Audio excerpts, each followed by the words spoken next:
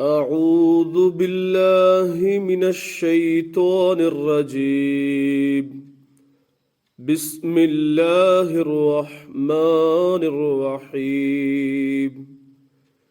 یونان میں جلسہ یوم خلافت کا انعقاد۔ محض خدا تعالی کے فضل و کرم سے جماعت احمدیہ یونان کو مورخہ 27 مئی 2023 عیسوی بروز ہفتہ جلسہ یوم خلافت منعقد کرنے کی توفیق ملی، الحمدللہ۔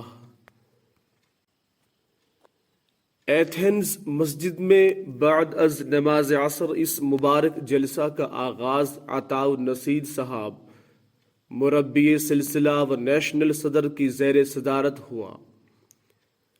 تلاوت قرآن کریم، ترجمہ، نظم اور حدیث کے بعد ان موضوعات پر تقاریر ہوئی۔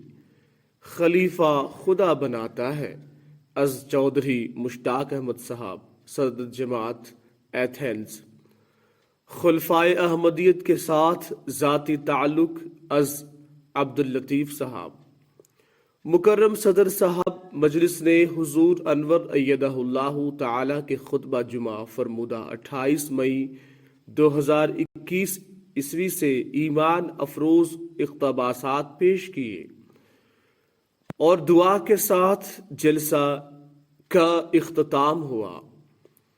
بعد ازاں شاملین جلسہ کی خدمت میں کھانا پیش کیا گیا۔